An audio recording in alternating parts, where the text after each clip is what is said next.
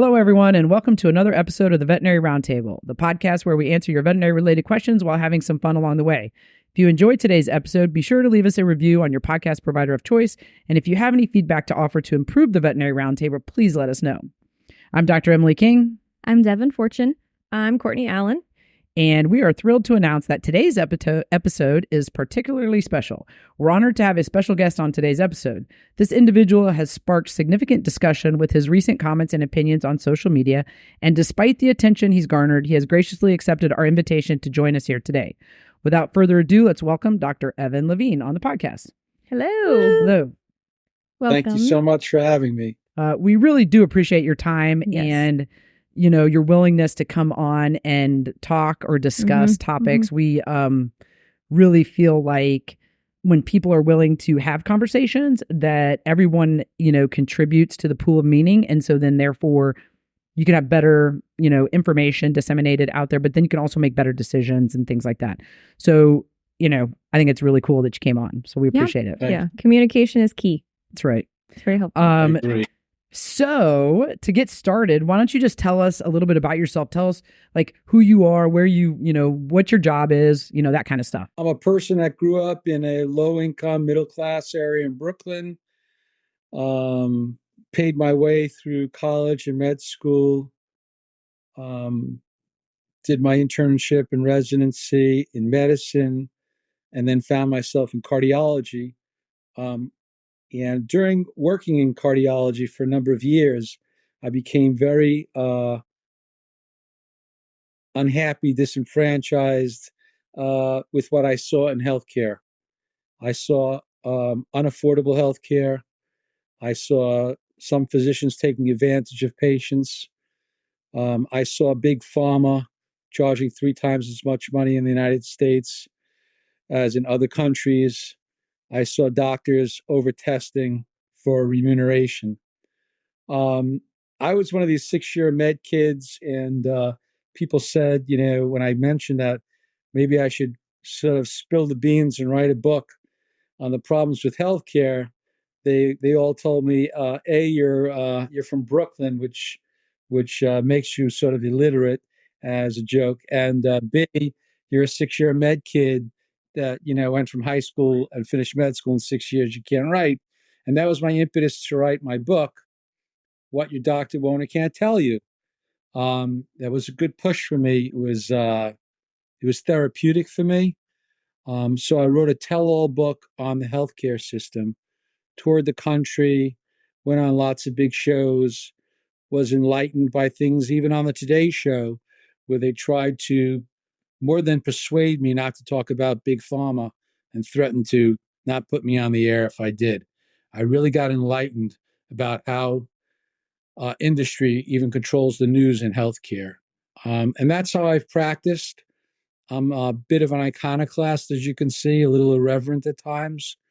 I think that medicine should be a holy profession, but like everything else in life, excuse me for saying this, too many things are tainted, as I tell my kids, whether it's religion, family, medicine, whatever, by the dollar. So I practice the way I preach. I don't overtest. I think my patients appreciate that. The things that I do, whether I write or do these silly TikTok things or whatever, I never accept a dime. Any money I get goes directly to charity because I think it will taint my message. And I'm a lover of animals. Yeah, I saw your videos. You include your cats quite frequently in the videos. I have loved my animals for years. They made me. I was a vegetarian for a number of years, then a pescatarian, not for health reasons, but out of guilt.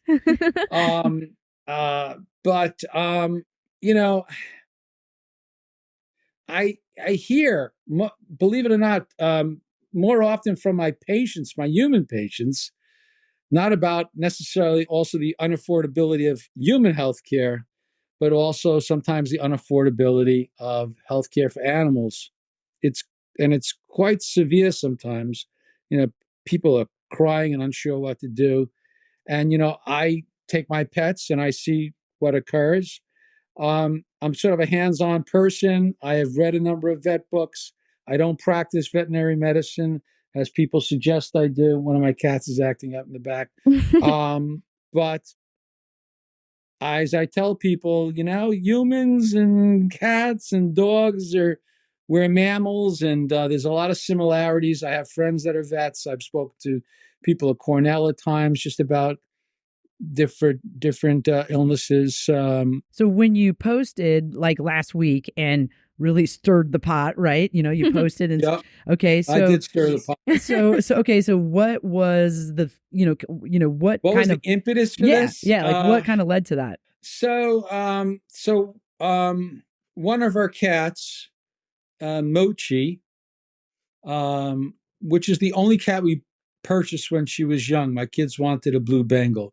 The two other cats are adopted, by the way. Mm-hmm. I have a long-standing relationship with a lot of breeders who are broke, and they ask me, for advice, and if they have an old cat, they don't know what to do with it. I'll accept the cat. I actually purchase it because I think they deserve some value. So one cat we took when he was almost 10 years old. That's Nori right here is the one we took when she was 3. There's Nori. Hello, Normie. Hi, Nori. Yeah. So this little guy started eating a lot. He looked a little hyperactive. He wasn't putting on much weight. She wasn't drinking a lot. So I felt she didn't have diabetes, and it appeared to me that she had hyperthyroidism. Her heart rate was normal, but she was hyper, and I thought that she might have had early hyperthyroidism. So my wife, my 2 previous vets, both retired. I like to go to the old school vet. Both retired. So we got another vet, decent people and all. But my wife took the cat to the vet, and she was astonished. She showed me, I don't know what to do. The bill is, almost close to $900. So I'm like, wow, holy cow. How are these? No wonder why these people can't afford vet medicine. So I spoke with the vet and I asked him, why is it so expensive? And he mentioned it. And again, I have some friends that live at a distance, and then they told me what occurs is increasing the charges. And the vet even asked me, do you want me to run these labs? And I said, yeah, of course we got to run these labs. I need to know if she's hyperthyroid, which she ended up being, mildly hyperthyroid.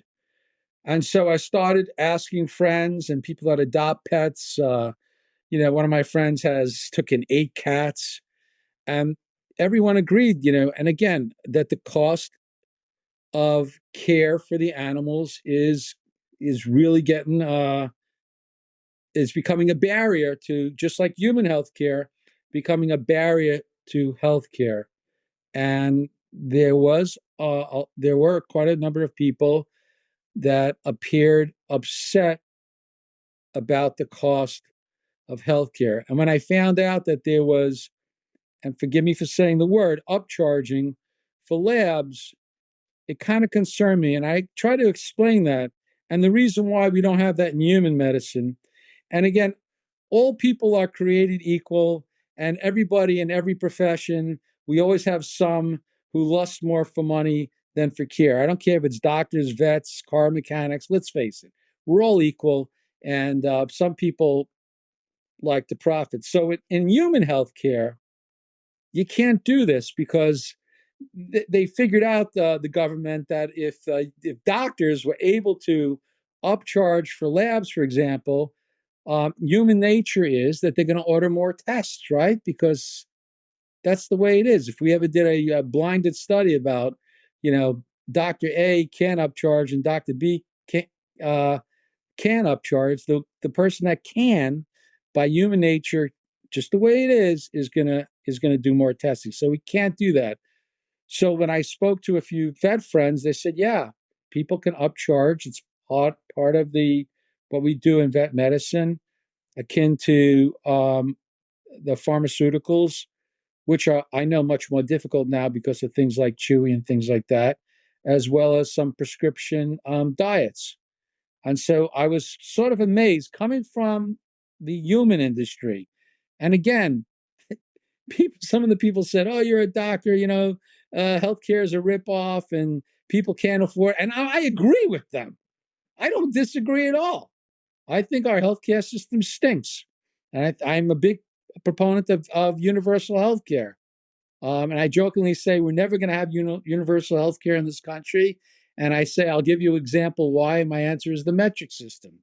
Get it? So we'll never have the metric system. We'll never have universal healthcare. But getting back to the vet medicine, I just felt that the upcharging, especially for lower income people, indigent people, and a lot of those people are the ones that adopt pets or take pets in, strays, it's going to discourage. And when I put that video out, as much as I got the scorn and barbs and whatever from, I also, on the first video, received 10,000 likes with lots of stories, I just put a few down, excuse me.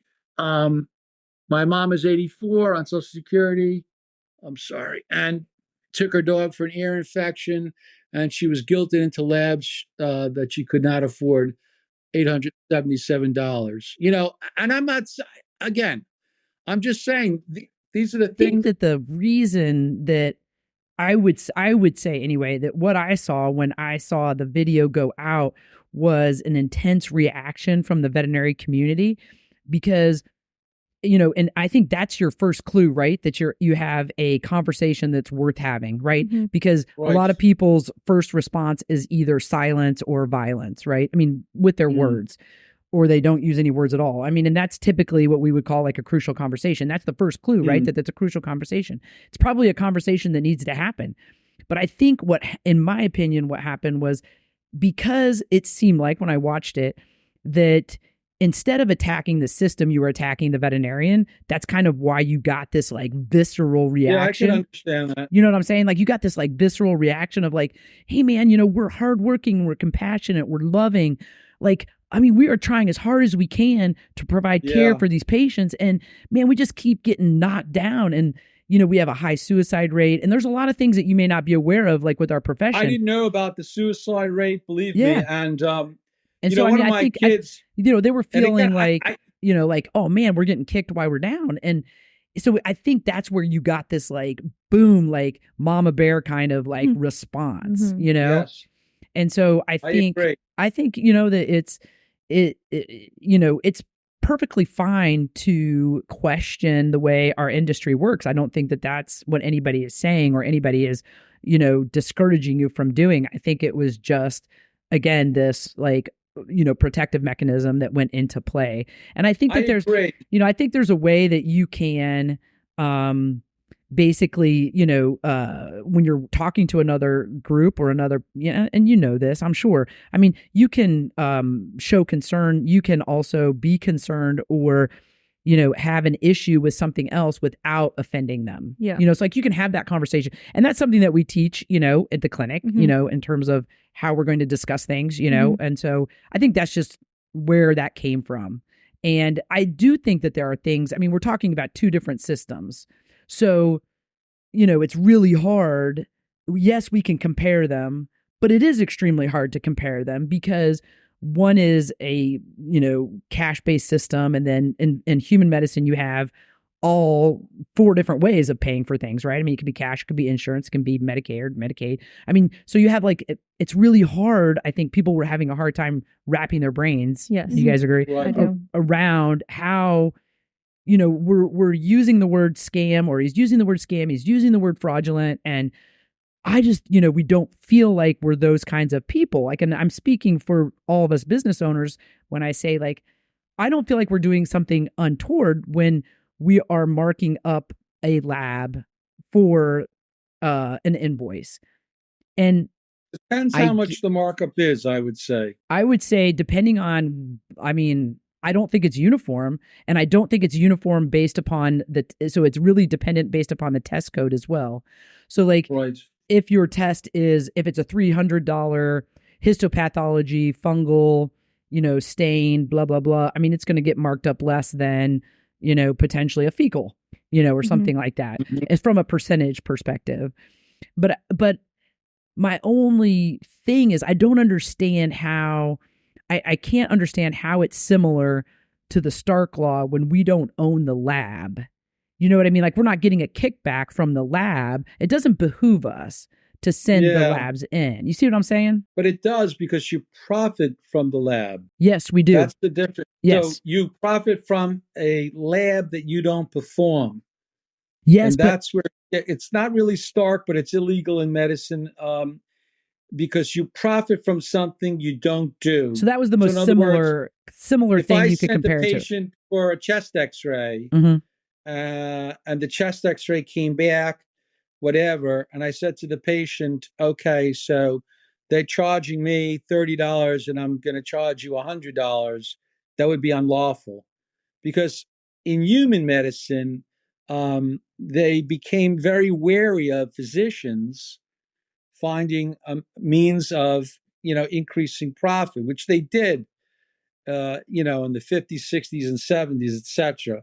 And then, like you said, human medicine got completely dominated by the insurers, completely. After Medicare, the Medicare laws were enacted, and then the insurers came in, and that created a completely different environment. But one thing I see similar, first of all, I must say that I think a lot of the vets that were really viscerally upset, I'm sure they are struggling. I get it. But there are also some vets that work in relatively affluent areas that I know are not struggling and that are doing more than well and upcharge a lot more than others. And some people that live in those areas, in the Northeast, etc., they truly cannot afford health care. Maybe where you guys are, the health care is more reasonable. But where we are, it's not. I mean, that visit, I'm saying, for close to $900 was substantial. Not, luckily I can afford it, but lots of folks. And again, I see a lot of patients, and believe it or not, I advocate that patients, especially when they're lonely, I suggest to their families, adopt a cat for mom. She is lonely. But a lot of folks can't adopt the cat, for example, because they can't afford the health care.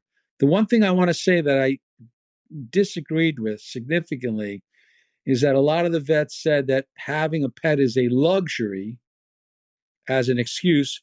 In other words, if you can't afford the pet, many people said this, then don't have one.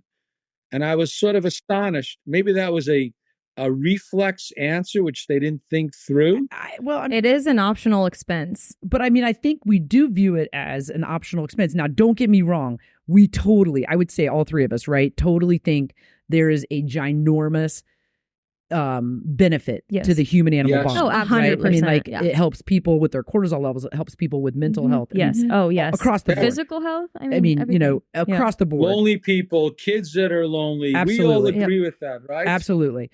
But I also know that, and there are situations, I think, where in those circumstances, care for those patients, for people, for indigent folks that need that type of assistance, I think that is a system that could be set up to provide care for those patients. Yes. But for the majority of the population, we do consider it an optional expense. And I don't want to feel bad because we have to run a business and we have to pay our employees to want to work at our practice, and we have to pay to keep our doors open from the standpoint of electricity and rent and all the things that go into what'd you say? Running a business. Running a business. I mean, but I get that. But I mean, you guys are still in business.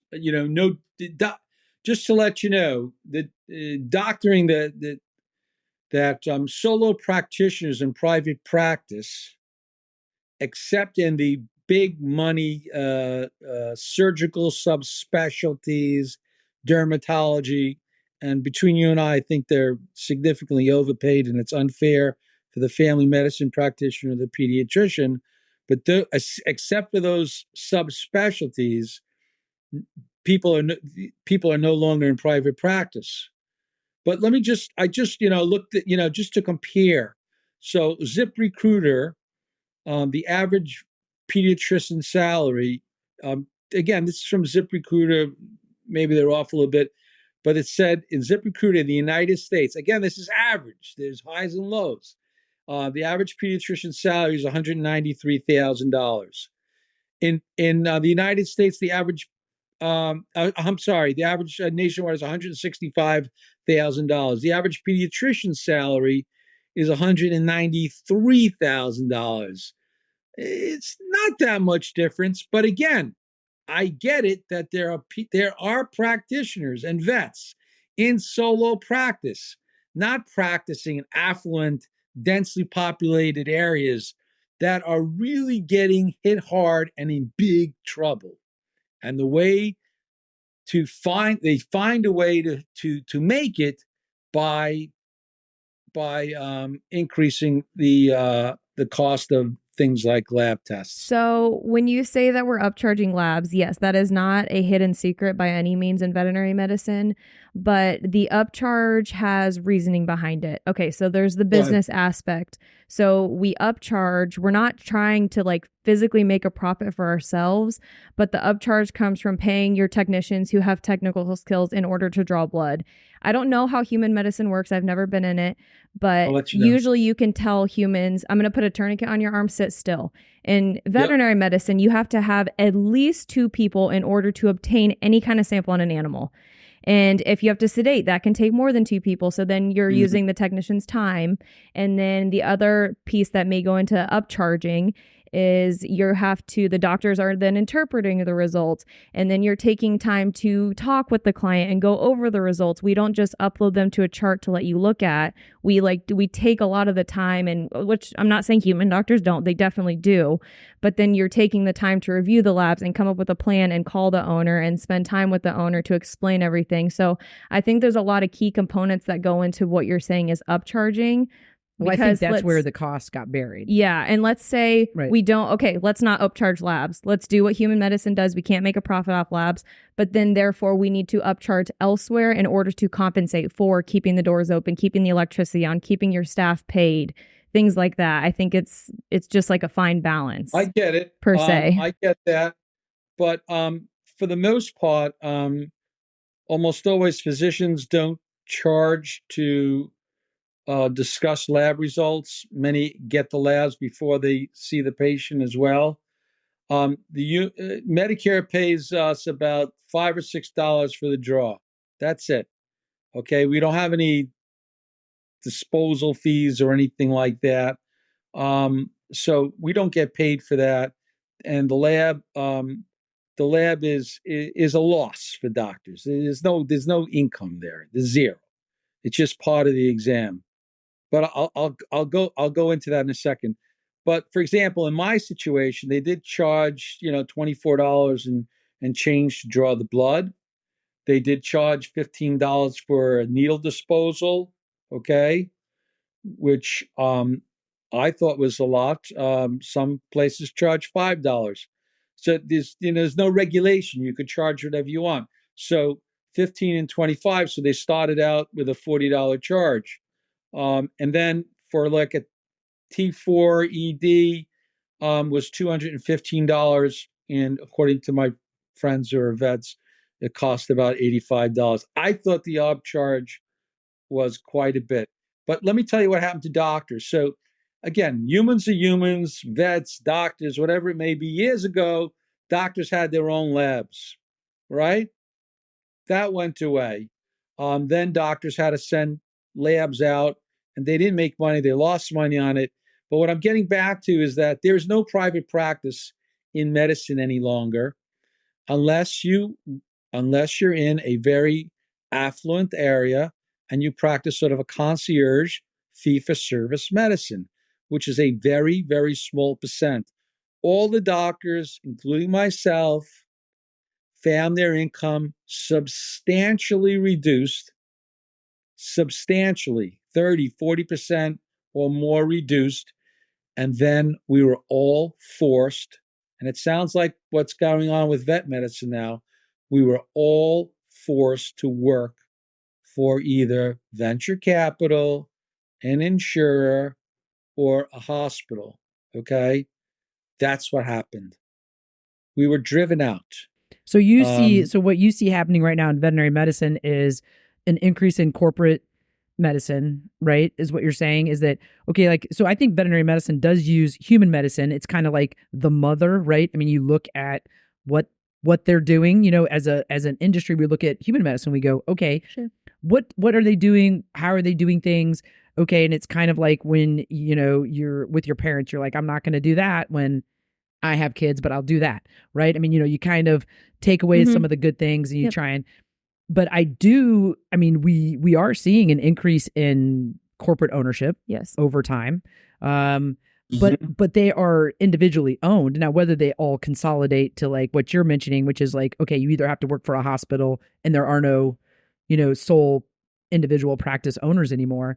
But I mean, what they've done is slightly different than what they do in human medicine, which is you still are, so within a corporation, you still are controlling what you're doing on a ground level. So like, so we are not subjected to uniform, well, not all of them. I don't know if some of them do, but subjected to uniform policy across the board. It's all independent hospital driven. So at least there's some individual ownership from the standpoint of, your ability to make adjustments and make decisions on a ground level. Like if we there's we had a situation where we created a foundation just for this purpose of affordable pet care. Like I think people can do those types of things within their communities to be able to offer people affordable care when you have a fixable problem. And the whole point of the foundation was for a fixable problem, right? You have a 1-year-old dog, a fractured femur, and the owner can't afford to fix it. Well, they've got to euthanize it, right? Amputate the leg, or you can fix the fracture. So, having things like that the community can contribute to, I think are really where the answers lie, so that the people can still maintain ownership of their pet and have help when they need help, but yet the veterinarian isn't necessarily, and when we had those situations, we discounted things so that we were giving something and then the owner was also getting something. So like the owner was giving something, we were giving something. And so it was like this mutual. Meeting in the middle. Meet in the middle kind of thing. And I think to me, that's where we can really make a difference, on a larger scale for a lot of people. I don't think, and I think you would agree because you're a person who does not, you're kind of against kind of what's happening in human medicine. We certainly don't want the government involved in our industry. I mean, nothing ever runs well when it seems like it anyway, right? So, I mean, like, we definitely don't want that. I think I could speak for all veterinary communities. Stay far away. Is that's going to be probably a recipe for disaster. But that doesn't mean that there shouldn't be some form of change. I was curious because everybody says, okay, I want more affordable healthcare. And you're saying that you want more affordable healthcare in human and veterinary medicine. So what is your definition of affordable? Because to me, when I hear the word affordable, that means something completely different to me than it does to Devin, than it does to Dr. King, than it does to my neighbor. Affordable looks different for every single person, depending on your living situation and your financial income. So I think affordable doesn't mean access either. Yeah, exactly. Like, just because it's affordable doesn't mean there's access. Yeah. So how would you just define affordable in order for people to not be so upset about all the charges? I think one of the things and I mentioned that, I think that the vets should be required to publish their fees so folks can shop around easier. It's very difficult for a person to shop around. Let's say there's 10 vets in town.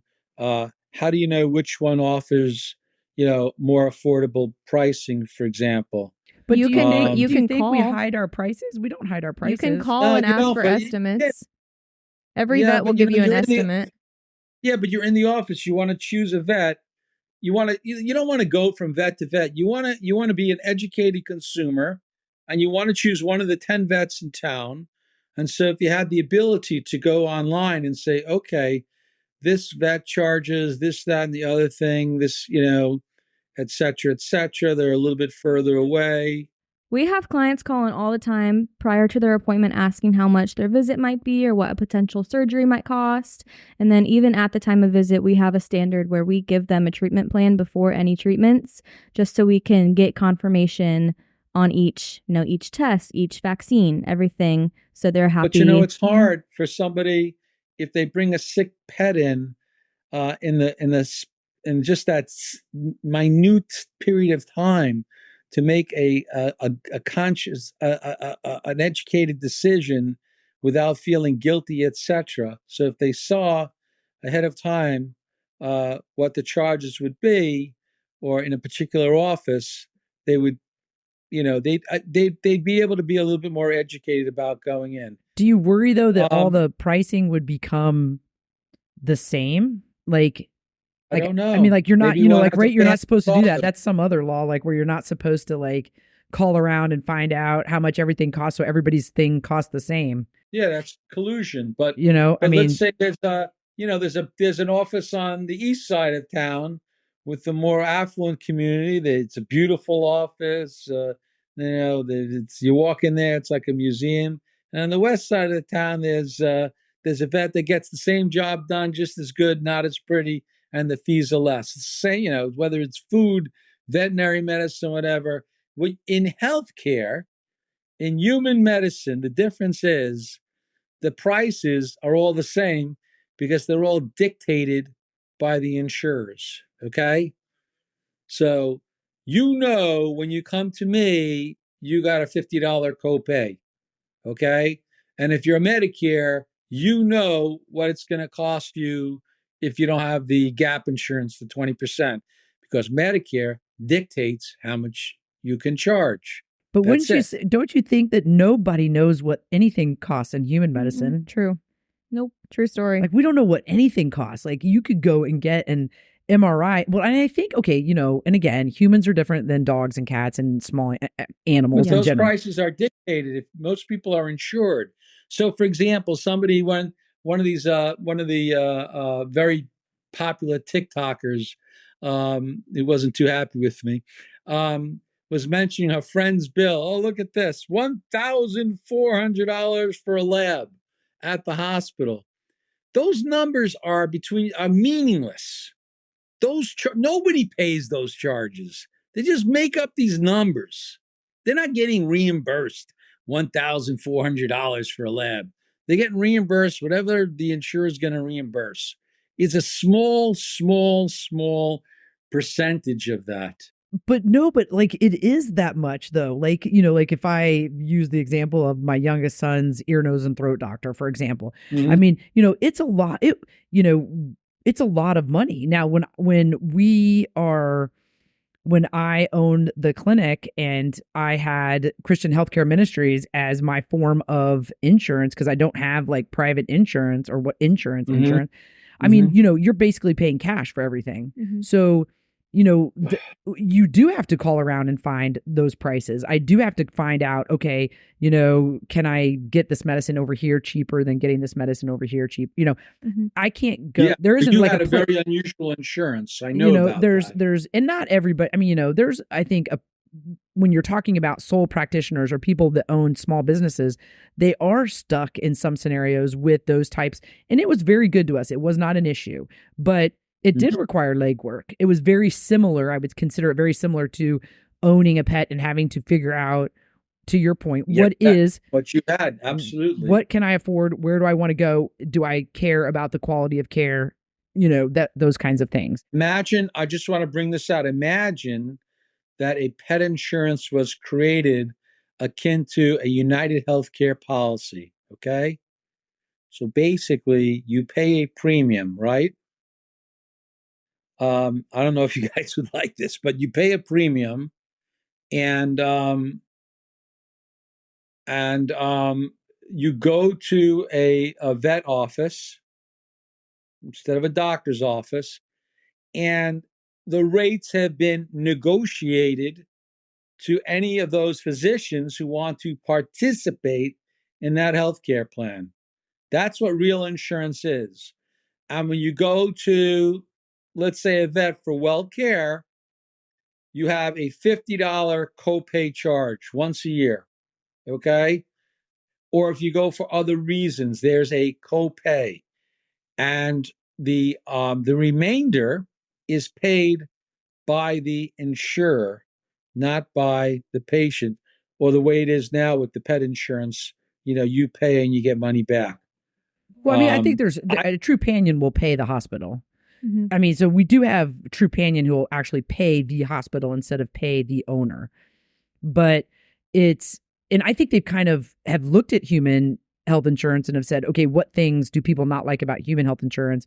Mm-hmm. What things do they like? Mm-hmm. And they've kind of tried to marry the two. None of the systems are perfect, but we have like Nationwide, we have Trupanion, we have several that are out there. And I do think that they do a decent job but you do, in some of the instances, you do pay the bill first before the insurance pays. Yeah. I just did surgery on my son's golden retriever we had to have his anal glands removed, and it was $1,800, and he has insurance on the dog because the dog has problems with its anal glands. He has insurance on the dog. The insurance does cover it. But he had to lay out the money first, and that's the way. And then first of all, that surgery in the New York metro area. Where are you guys actually? We're in Indiana. Okay, I think my wife's in Indiana right now. My kid's shopping her. She's just trying to figure out what college to go to. Okay, I think they're on the way to Indiana as we speak. But anyway, good antiquing there. So anyway. Getting back to what we said, you're in Indiana.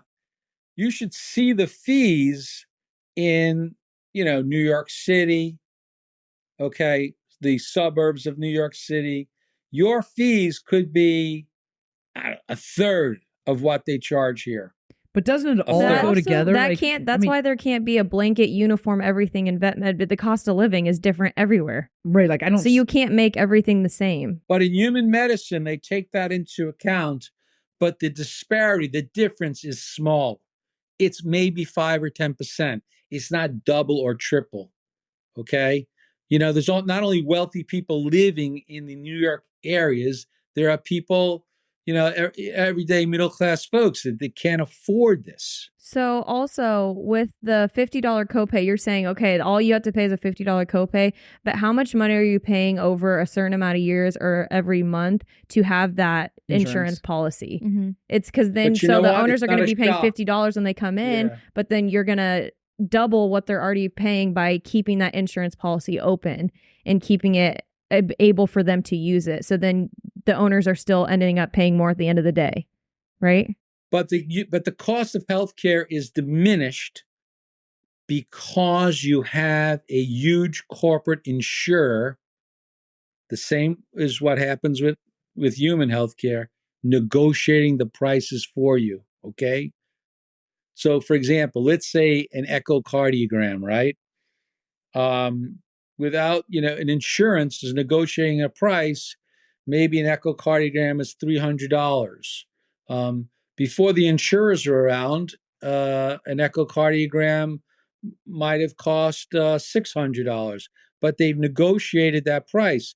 And then doctors eventually needed to accept insurance because everyone began accepting the insurance, and that drove the cost of healthcare, or temporarily reduced the cost of healthcare. I just want to remind you that the majority of cost of healthcare is not from physicians, but from, the hospitalizations and all the rest of the stuff.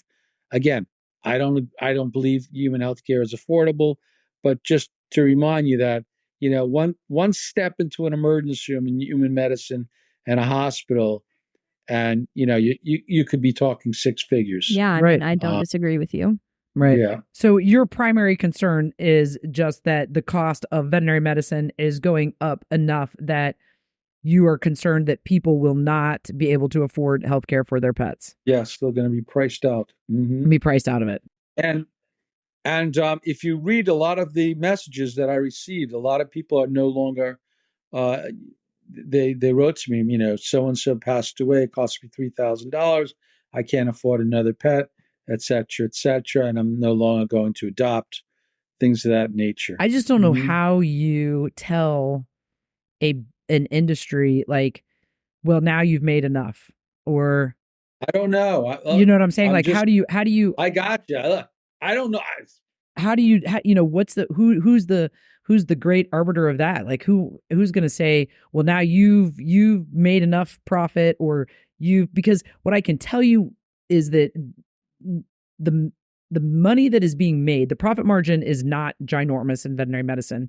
So, for example, you're looking at, and maybe this seems big, I don't know what it is in human medicine. I mean, I know some other industries, but you're probably looking at somewhere between 8 and 12%, depending on where you're at, how well you're running your clinic. You could get upwards to the high teens if you're very efficient and you're very skilled at controlling your cogs and your labor. But the majority of places, it's probably around 10%. So the thing that I'm concerned about is, we really invest a lot of resources back into the clinic. And I know that our cost is coming from better education, better tools, better technologies than we used to have a long time ago, right? I mean, cost of veterinary care was much less 10 years ago, but oh my gosh, we can do so much more than what we could do before. So pets are living longer. They are living better lives. There are more things available to be able to take care of them. I don't disagree that there's a difference for some people in what they can afford and what other people can't afford. But I also don't know how you tell somebody you've made enough, you're done. You know what I mean? Like, I don't agree with that, because I'm a capitalist. I get that your margins are not that great in your areas, but again, I think that in other areas there are some vets, who are quite affluent. But what happened in medicine when the profit margins diminished, and may happen in vet medicine, is that doctors teamed up. They formed groups. They were able to, hire a surgeon, hire a radiologist, hire a lab, and that's the way they survived for years. The solo practitioner, as I mentioned, is essentially gone. And I think that maybe it's just the way you're suggesting, is that the solo practitioner, the economics is not very good, and eventually vets are going to have to make a decision, much like doctors did, to either form large groups, create a concierge practice in affluent areas, or go work for corporate America, or the Vetcos, or whoever Mars is buying up, et cetera, et cetera. That's just my opinion, based upon, and people say I don't know what I'm talking about, the vet people, but based upon what happened in medicine. This already happened in human medicine. You're just drawing correlations. I totally get it. Yeah. I mean, and I think the thing that we're all scared of is, like, you look at, see what's happening. You know what's happening in the UK right now with veterinary medicine, like, where they've basically capped what veterinarians can make. Like, you can only make a certain amount, and they're doing all this investigating basically into pricing. And the government's kind of come in, and I don't know all the details, so I don't want to talk like as if I know what's happening exactly, but that's the general gist of it. And I think all of us over here are like, holy crap, like, these guys are making, you need the autonomy to be able to deliver, the service that you desire to be able to deliver to these patients, and not everybody can afford the gold standard, procedures and processes and diagnostics and tools that we have. But we also are very good at meeting people where they are. Absolutely. I really genuinely feel like we have, we're always going to offer the best standard of care. And so if people can't do that, we completely understand. I don't make anybody feel bad because they can't. I say, okay, well, if we can't do that, then let's do this. or let's do this. Here's some other options that we can do. You can do the bare minimum and still keep your pet healthy. Yeah. As long as they don't have like a severe underlying condition. But that's why when, like, for example, we have low cost clinics. Like, so if you aren't able to afford it's also quality of care, like Dr. King said earlier. But there are options for people who cannot truly afford the higher class clinics or whatnot. Yeah. So we have options. We have clients who go to low cost. Yeah. What do you think? We have clients who go to low cost for just vaccines and heartworm tests, and then kind of use us, our gold standard of medicine, to prioritize the bigger. Well, we don't have that in the Northeast around here. I mean, the only thing we have sort of is maybe a Vetco clinic for a vaccine, which, just looking it up, for example, I paid $67 for a rabies vaccine for my cat. The Vetco is $32. If you have 5 strays you took in, right, we're talking a significant amount of money. But again, look at the disparity in charges. Now, when we talk about the upcharging, I mean, there's got to be too much. What is too much, in your opinion? Let's take a T4 ED, okay? Equal immunodialysis T4. What do you guys, I just want to know, what do you guys charge for a T4 ED? Oh God, I don't know. So here's a rule. Here's a rule. $156. Okay. The veterinarians don't know much about the cost because I don't want them influenced by the cost. So at our practice, but you charge $156, and here we get charged $215. Okay, and then you take 2 or 3 more labs, and there's a huge difference. See, there's in medicine, the difference I mentioned is like 5-10% at most. But in vet, it's all over the place because you guys really make a decision what you're going to charge. And that's why I'm not but I don't saying, I don't think it drives. I really want to make across the point that it really doesn't. I know it might be hard to appreciate this, but I really don't think that it drives more test requests from the veterinarian because we are a cash, system. You're going to end up getting bit in the ass. If you are over-diagnosing, people aren't going to come see you. You're going, we do we do all these audit reports, and then you do monthly reports.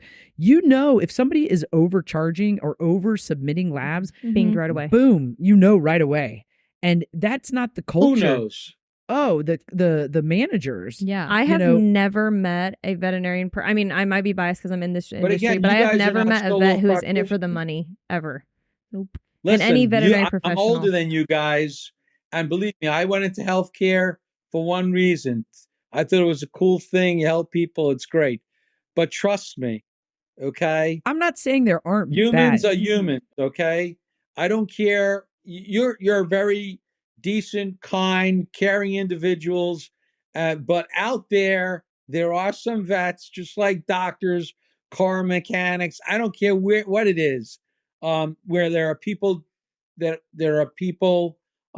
profiting. There's no question. It's human nature. But you say profiting, but you mean over profiting.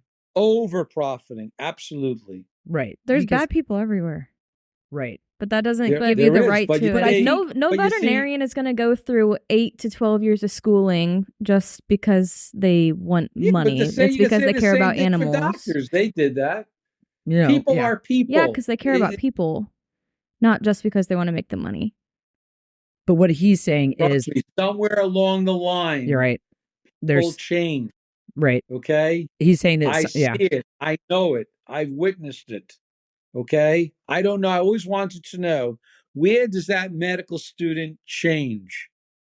From wide-eyed, loving science, where did that student change to become a profiteer? I don't know. Maybe they had financial problems, spousal problems. Who knows? But it happens.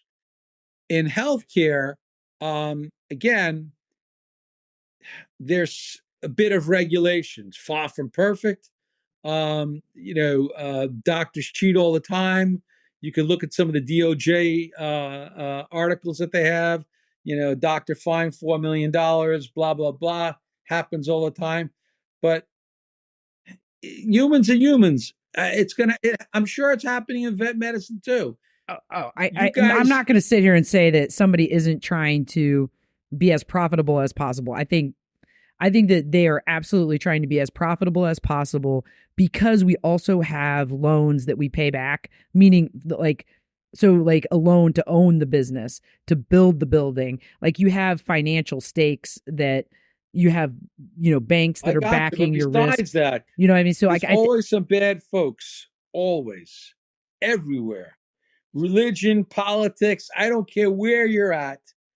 There's always some bad folks looking to profit. I agree. That's the way human nature is. I like to believe that there's more good humans in our industry. I think that's the difference. Bad. Is that when you posted, you think vets are special? No. And more like so in veterinary okay. medicine and human medicine, I like to believe that there's more good people in the professions than bad. Yeah. And I think that more better vets than Well, and doctors, human doctors. Yeah.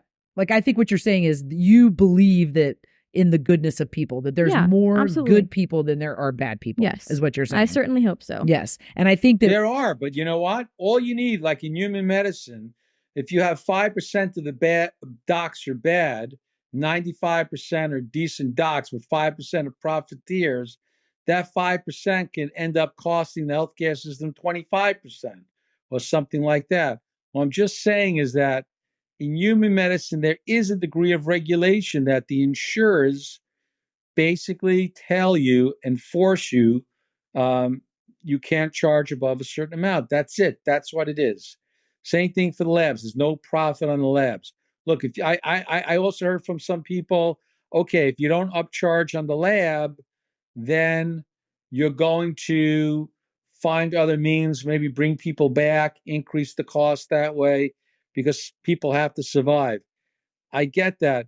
But two things about the upcharging is, I'm going to tell you, some very smart people that I spoke to, no one knew about upcharging in vet medicine. You guys know about it. Outside vet medicine, people didn't know about that. I think that should be out there and published to the person to know. So would you like us to tell clients when they come in for labs that, hey, we're going to upcharge you for this test, it's this much at the lab? How would you like us to go about that, making that a general known thing to the public? I think the people should know. How would you like us to do that? You could put it on your on a form that people come and look. Just use the word that we upcharge? Not upcharge. Use whatever word you like. Lab, CBC, our cost, $100, your cost, $200. And what would that accomplish? Well, I think people need to know about that. But I don't understand the benefit of telling. I just don't understand what that would accomplish. That's confusing to me. Yeah. Well, I just think people need to be educated in general about the upcharging. And then, if they ask us, we'll be upfront with them. But I don't do you think it doesn't make sense? So you think that people really do? So do you think that truly people think that veterinarians do not operate a business? Do they think it's really non-profit? Like, I think they already know. No, they don't. But I think they already know. It's just an assumption. You can assume that we're gonna. Look, we live in a capitalist society. I get it. That's fine. That's the way it should be. I'm with you there. But I do think that lots of people feel, and again, there was thousands of likes, that a lot of people feel, going back, that the cost of care, especially in certain areas of the United States, has become unaffordable. That's called inflation as well. Yeah, I mean, the cost of living is ridiculous. Up everywhere. Well, you're charging $158 and somebody's charging $220 for the same test. But could you? That doesn't happen when you go to Quest But Labs. What if for us, our lab, Antech, is charging us $75, and we charge $150. But in New York, Antech is charging them $100, and they are getting charged then $200. There could be different contracts. There's with the labs. definitely that going on. Yeah. So the labs are charging clinics differently, yes, depending on the volume that you send to the lab, as well as agreements they have with clinics. So like what might cost me to run a T4 ED, a TSH, total T4, whatever it costs me, it's not the same that it costs the guy down the road. They're charging you less? Oh, it depends. It very much depends on, absolutely. It depends on what agreement. Did I say that I will use your lab for 7 years? Yeah. Okay, I did. Contract. All right. Now I will charge you 10% less on all your lab fees. But that's a contract that you made doesn't it has nothing to do with the geography of the center. But it could be if you had a clinic 5 miles from me, they won't give you a contract because you don't have enough volume. So now your lab fees are all going to be higher than mine down the road. You're going to be less profitable. Which goes back to why I believe that in order to survive, that vet groups should join up together. Almost like the mom and pop. I think that's their form in the corporations. I think that's what you're seeing, right? I mean, you have a corporation that owns 300 clinics. They now have a voice, right? So now they're able to say, okay, Antech. Just like the value hardwares, for example, all the hardware stores went out of business, right? Because of the Home Depots, etc. The ones that survived joined a purchasing group, and they call themselves, for example, Value Hardware. Or in medicine, doctors joined up and created groups, again, to reduce cost, to reduce the bookkeeping, the accounting, etc., and they survived. But my question to you, do you think for most people that vet care is affordable? I think that the veterinary care that you want to get for your pet is affordable. If you're talking about you want to be able to do gold standard care, everyone be able to do whatever they can to save a pet, then no. Because not everybody's in the same boat, but everybody can get a physical exam on their pet. Everybody can get vaccines on their pet in order to protect them through the course of the year. I am not going to sit here and say that everybody should be able to afford a 16-year-old dog with Cushing's disease that also has hypothyroidism and, oh, by the way, now became diabetic. No, they probably should consider euthanasia. But your pet goes to the local pet ER, right? Yeah. And the local pet ER says, okay, that's $3,000. And you don't know what the pet has. The pet's not old. And that's what it costs there for like a day. And so that's euthanasia for a lot, even though it's potentially curable. I think that the emergency care, though, it's a whole different animal. Like from the standpoint of the cost of running an ER facility is ridiculous because labor costs are through the roof because we have shortages of veterinarians. So you're doing anything you can to get a veterinarian to work in an ER facility. You have to pay them a particular amount and techs to work overnight. It's ridiculous the cost that those clinics incur in order to stay open. So I have no doubt, depending on what happened with a patient, that they could easily have a $3,000 bill at an ER clinic. No that's doubt. Easy. Now, what I will tell you is that you're starting to see general practitioners pursue additional areas of expertise in order to be able to offer care at a more reasonable price. Yes. So, for example, there's a procedure called a TPLO. It used to be that only board-certified orthopedic surgeons could perform that procedure. That procedure now is like $8,000 a leg. Okay. That's cash for people. That's a freaking car, right? I mean, it is. And I get why they have to charge what they are. I'm not mad at the ER clinics or the specialty practices for charging it. That's not my gripe. You got to do what you got to do to stay in business. I am not going to belittle you for doing it. So what do? We go learn how to do a TPLO so that we can charge half of that or whatever we deem reasonable for our services and our expertise level. So, I mean, I do think you're going to see general practitioners pursuing other, avenues to be able to offer care, because we see the need. We go, oh my gosh, we want people to be able to have that procedure, but you can't offer it for a pittance either. Like, you got to go get hours and hours of training. The equipment is, tens of thousands, not $100,000 to get the equipment on board. I mean, so there is an inherent cost to be able to offer the service. But I do think you will see that. I think you'll start to see more and more of that, because I don't see the prices coming down. I mean, I really don't, especially not in the ER facilities and the. No. I mean, it's outpacing inflation, actually, in fact, it's even outpacing some forms of human health care at this point.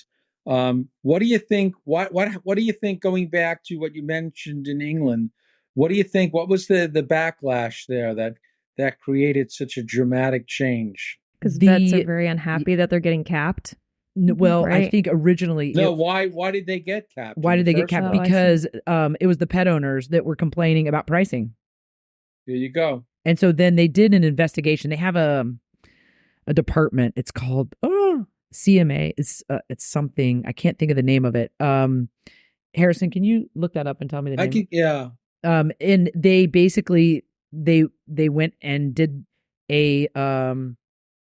they did a whole research basically on pricing throughout the country. I can get back to you. In fact, I've done some consulting on international care, and I'm fairly close with an MP in England, a member of the parliament. He'd get back to me. I find that really interesting. Yeah. And so, I'm going to tell you, we've spoken about human health care in England, and many people are not very happy with the quality of care they have there either, which is, a universal style healthcare. But that's pretty amazing that they went so far to cap. They capped salary. Well, I think they capped salaries for veterinarians. So veterinarians in England are making somewhere between, I think, in in US dollars, like 36 to 70,000. But the problem is, Dr. Levine, the cost of education is the ROI. Crazy. I agree. The ROI. I agree. One of my daughters might want to be a vet. I thought it was the coolest thing in the world. You can't. I mean, you're going out 30 years to pay back a loan. You're going to end up paying back 3 times. Look, hey, if I agree, if they cap fees, they should reduce the tuition. I got it. Look, I could have gone to med school for free. Some of my friends volunteered to 1 year in the military service, 1 free year for med school. I worked and tutored, etc. But I get it. The cost. Listen, the cost of education is crazy. The other thing I just wanted to bring up: one of the ways to reduce healthcare costs in human care has been to provide have other sort of healthcare providers, nurse practitioners, physician assistants. I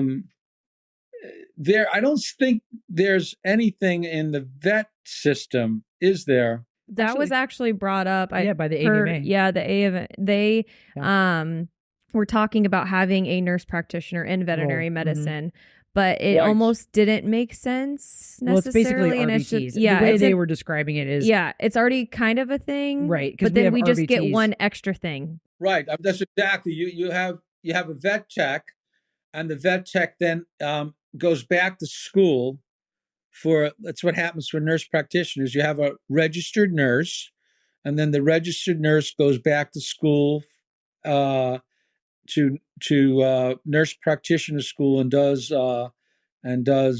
some rotations, and then has a degree of nurse practitioner where they can prescribe, work under a physician, and then eventually even work on their own. But that's the role that in order to reduce cost or improve profit, a lot of these very large groups, medical centers, etc., we all have nurse practitioners and PAs. Well, interestingly enough, I think that the impetus behind the AVMA doing that is caseload. They're overwhelmed. Veterinarians are overwhelmed with the casework. So then it was a role that they were discussing bringing on board. It is a registered veterinary technician role.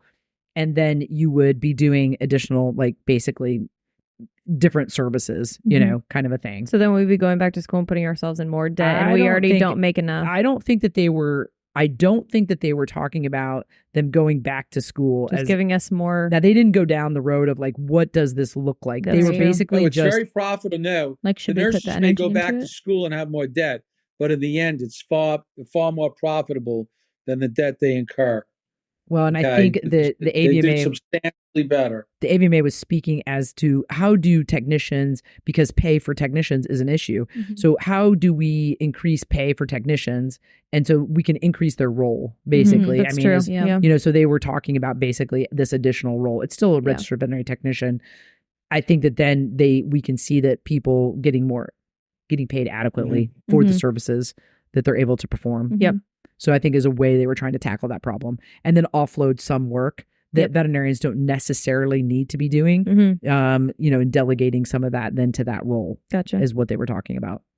So no, I mean, I think that, you know, they're looking at things like that. I think that it just takes time, you know what I mean, for them to, it's the AVMA it's like, I'm sure the human form of the AVMA. What's going to happen if people can't afford vet care? Those folks that adopt from the kennels, and then the kennels start saying, look, we have to sacrifice more and more pets because less folks are adopting. I think the people who can afford vet care outweigh the people who can't.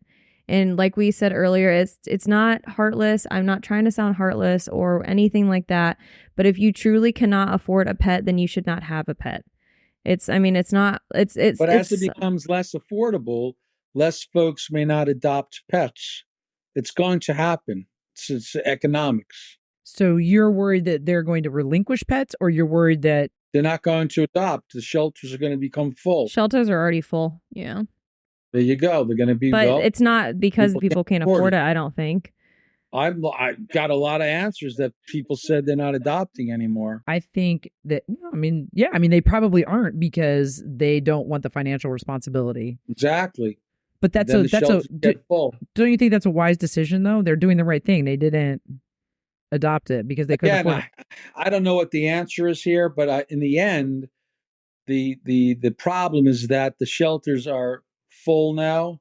Less people are adopting. Where does this end? I don't know if it's the responsibility of the veterinarians. I'm not saying it's anyone's responsibility. I'm just saying what happens. I don't have the answer for that. I don't know if the veterinarians are going to be able to figure out the answer for that because their primary objective is patient care. So do you think that it should be any regulation of vet care, and what regulation do you think is appropriate? I think that should there be any regulation? My instinct is no, because I think that the companies, the business entities need to be able to control what they're doing in order to remain a going concern. And what works for one place is not going to be the same that works for another place. So that's a primary concern, is that if it's regulated, then you have no autonomy to be able to make decisions for yourself. I have no idea if that's true or not. That's just my first instinct. I agree. Now, I do think, I know you guys agree, but that's on your side. If you ask the patients, or the owners, like in England, they would disagree. It's a complex question. It's difficult to answer. I mean, too much regulation is not good. Not enough regulation is not good. They can talk about this in Congress every day, but there's a lot of people that think that there needs to be regulation. But again, no offense to you, you guys sound like great people, and believe me, if I had to go back to school, maybe I'd be a vet. I love animals very dearly, but I remain concerned from a consumer's point of view. I'm not a vet. I get what you're saying, okay? And I'd be fighting tooth and nail too. I remain concerned that the cost of caring for an animal is becoming unobtainable for a lot of people. I just don't think the veterinarians can absorb the... It's a problem if they can't absorb it. I got you. What if big business took over all of vet medicine? I'm just saying, I wouldn't want that. Do you think that would help the cost of care or would drive it up? If who took over? I'm sorry, I couldn't hear you. If who took over? If a large corporate took over basically the majority of care in vet medicine, you went to everyone decided to go to a Vetco equivalent, and they drove out all the private practitioners. I don't think that would be good. I don't think it'll work. I don't think it would work. No. I think that competition is what drives all of it, right? I mean, if you are charging a lot and now you aren't making money because you're charging too much, and so then therefore you no longer have enough clients, and so then you're going to do something. You're going to drop your prices. You're going to do something to increase value. You're going to do something to make things change. I think that you're still, though, ultimately still in control of your own destiny. I think that that's why I think that it self-corrects itself. I don't think you... I know you're a free market person. I got it. Yeah, I got it. You're right. Yeah. I mean, but I don't want some huge corporation coming in and then dictating the practice of medicine. But they might. Yeah. I mean, but right? Holy cow, some of the things that are cool. I'll tell you how they might. Vetco comes into all the neighborhoods, and they're doing this a bit now, and they undercut your prices substantially, right? And then you guys close up or you start working for Vetco, and as the competition goes away, the price incentives diminish, right? And then the prices are more again. But in that small period of time, Vetco sucks it up and halves the prices of what you guys are asking for. Could happen. It could happen. They're doing that now, for example, for the vaccines and simple exams. Yeah, but I think you have enough people that value the relationship with the veterinarian that they don't care that it costs less, so they come in. So the rule of thumb is you have 20% of your clients pay 80% of your bills. So I mean, that is... I tell you, I've been around, people say that, but when it comes to the pocketbook, I think they go reluctantly, but they go to the less cost. Just my opinion. Maybe it's possible, but I just wouldn't. And we may see that, right? I mean, you have Banfields going in everywhere. You have Pet Walmart's Wellness. going to have, isn't Walmart going to have somebody? I don't know, probably. It's somebody like that. Whole pet wellness clinic. I mean, you have, you're going to have that external pressure, but it just makes us on the outside perform better. It's going to drive us to be better, to have more value associated with our services. And those systems, what ends up happening, to be honest with you, is in those current systems, employees aren't happy. Yep. And if employees aren't happy, then clients aren't happy, because clients can tell when they walk in the door, is this a good place to transact or is it not? Employees like vets or vet techs or everyone, you think? Just everyone. Everyone. Yeah. Because if you look at the market, which I did, they're offering, bonuses and... Exactly. They can't get anybody.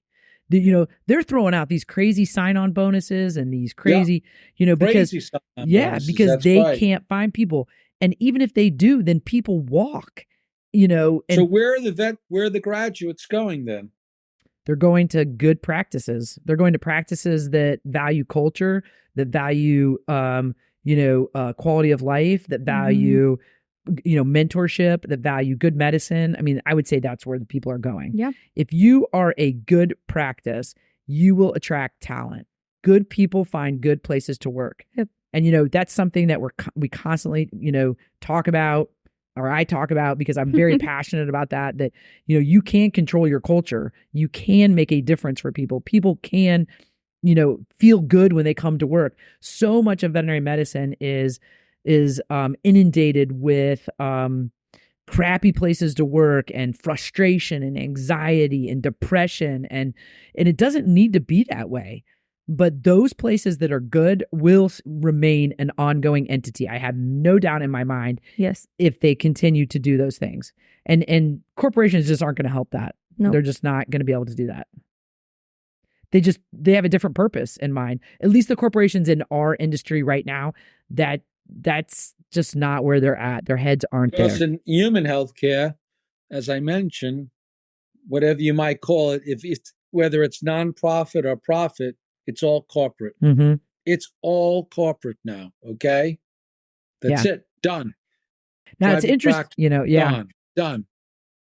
Everyone's working. I jokingly say that the few people that are in private practice still, as I mentioned, they're either a concierge, affluent area, or, believe it or not, some of these practices are in the low-income areas because they're doing things they should not do. The Medicaid government plans don't vet the tests. Okay, they don't need approval, so they just over-test like crazy. It's despicable. But those are the ones that survive. When I was leaving, I was in private practice for a while with a bunch of buddies. Just to let you know what happened to us.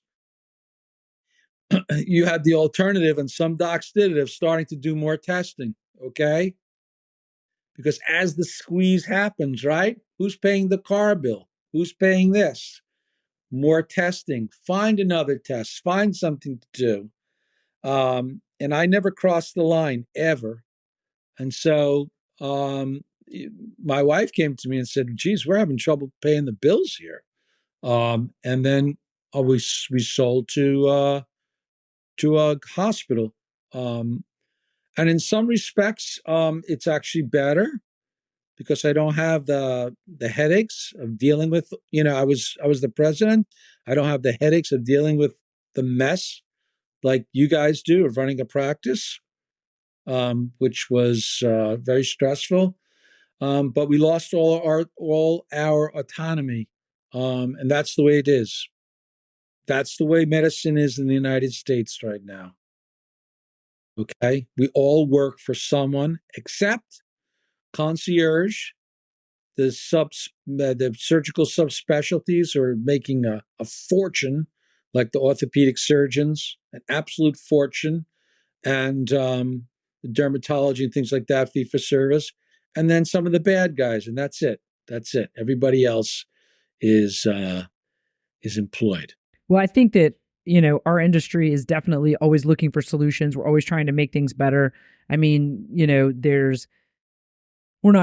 don't think anybody would sit here and say we have it exactly perfect, but I do think we have it better than human medicine right now. So, I mean, I appreciate everything that you're saying. I appreciate the discussion.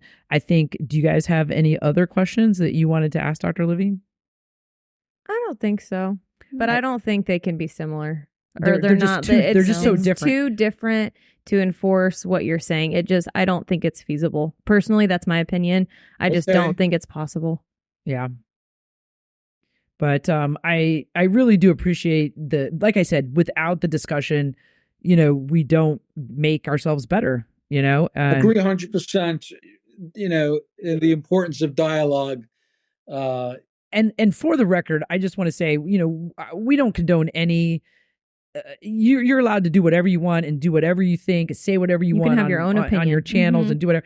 No one should harass you. No one should be, Oh my goodness.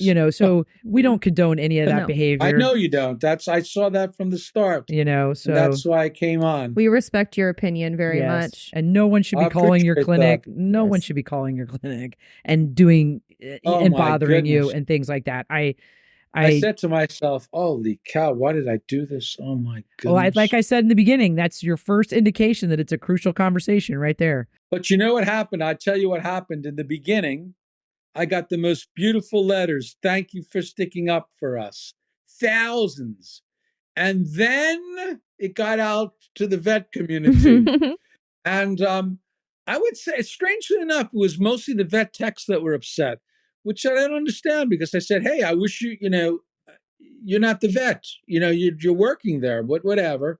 Well, I think they're I think it's a very tight knit community from the standpoint of we're all in it together, right? I mean, it takes, you know, an entire team to care for these patients because you can't do it by yourself. Nope. So just to let you know what I've done over the years for animals.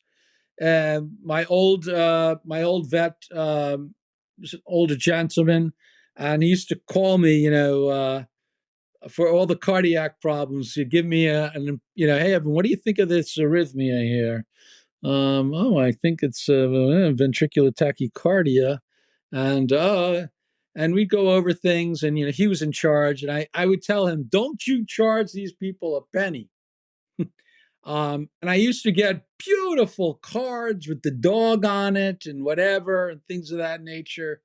That's just the way I was. I must say, I miss my old vets. Forgive me for saying that. I also think I want to go off of what Dr. King was saying as to why the texts were getting so upset coming from myself. I mean, the word scam is very offensive. It was like, oh my God, ow, because me personally and these two other women, our goal is to advocate for animals. I am my patient's voice. Their owners are their voice. And I think we were also upset because we are already underpaid as it is, which, I mean, at this point, everybody is, because inflation is so intense.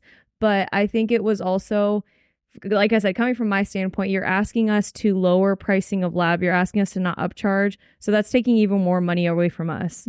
So then that's even more again, like, I'm not saying oh my God, what do we... Yeah. You're paid less than some workers are paid at McDonald's now in California. I think it's ridiculous.